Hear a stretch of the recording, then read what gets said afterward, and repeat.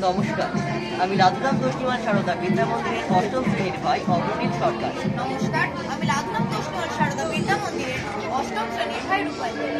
আজকে আমরা আপনাদের সামনে যে পরীক্ষাটি উপস্থাপন করতে চলেছি সেটি হলো ঘড়ির রেট বা সোনার বৃষ্টি। কি মজাদার বিষয়, তাই না? আসলে আমরা দেখে নিই কিভাবে আমরা পিবি অর্থাৎ লেড থেকে সোনা তৈরি করি। এই পরীক্ষাটি করার জন্য আমরা যে যে উপকরণের ব্যবহার করব সেগুলি হলো আগে থেকে প্রস্তুত করা লেড নাইট্রেট বা PbNO3 বস্তু, পটাশিয়াম আয়োডাইড বা KI, অ্যাসিটিক অ্যাসিড বা CaCO3 এন্ড ডিস্টিল। প্রথমে আমরা এই টেস্ট টিউবে কিছুটা KI অর্থাৎ পটাশিয়াম আয়োডাইডের জলীয় দ্রবণ তৈরি করে নেব। এখানে আমরা 250 ml জলের জন্য 5 মিলিগ্রামের মতো KI ব্যবহার করছি।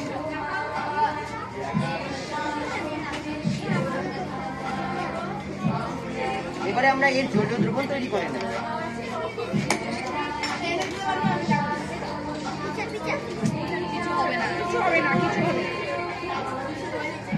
এবারে আমরা অপারেটিভ টেস্ট টিউবে কিছুটা PbNO3 অর্থাৎ লেড নাইট্রেটের জলীয় দ্রবণ তৈরি করে নেব। এখানে আমরা সমপরিমাণ লেড নাইট্রেট ব্যবহার করছি।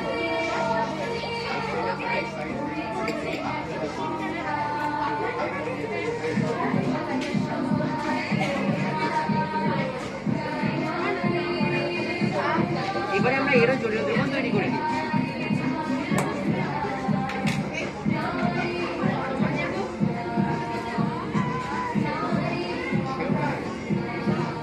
এবারে আমরা অপারেটিভ টেস্ট টিউবে কিছুটা CH3COOH অর্থাৎ অ্যাসিটিক অ্যাসিডের জলীয় দ্রবণ তৈরি করে নেব। এখানে আমরা 1 থেকে 2 ml মতো অ্যাসিটিক অ্যাসিড ব্যবহার করছি।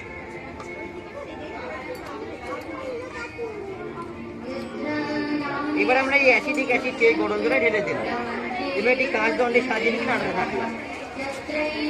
এবার একটি অপারেটিভ টেস্ট টিউবে থাকা PbNO3 অর্থাৎ লেড নাইট্রেটের জলীয় দ্রবণের সঙ্গে যুক্ত করলাম।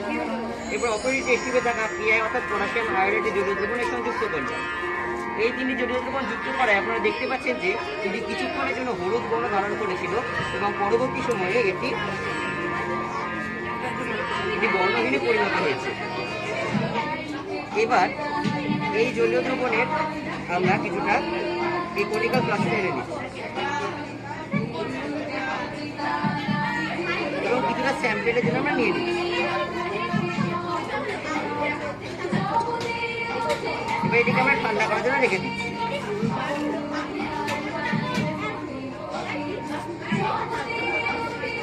এই জলীয় দ্রবণটি যখন আমরা ধীরে ধীরে ঠান্ডা করব তখন এই জলীয় দ্রবণটি ওই কনিক্যাল ফ্লাস্কের ন্যায় সোনার কেলাসের সৃষ্টি হবে এবং তা ধীরে ধীরে কনিক্যাল ফ্লাস্কের তলদেশে ঝরে পড়বে।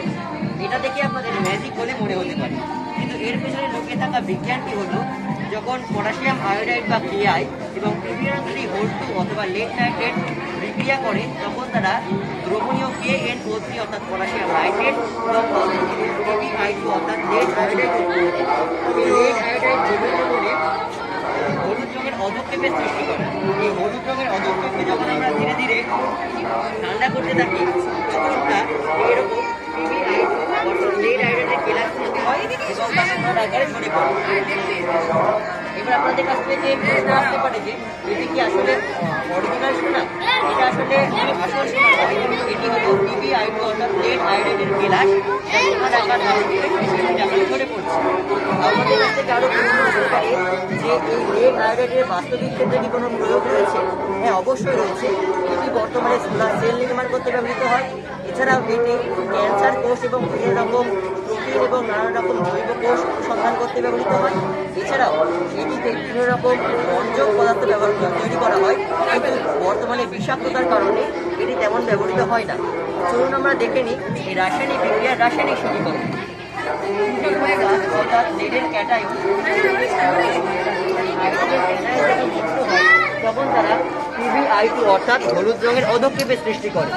PbI2 অর্থাৎ হলুদ রঙের অধক্ষেপের সঙ্গে যখন 2I- অর্থাৎ আয়োডিনের অ্যানায়ন যুক্ত হয় তখন তারা যুক্ত হয়ে PbI4 অর্থাৎ সৃষ্টি করে, যার নাম টেট্রা আয়োডোপ্লাম্বেট।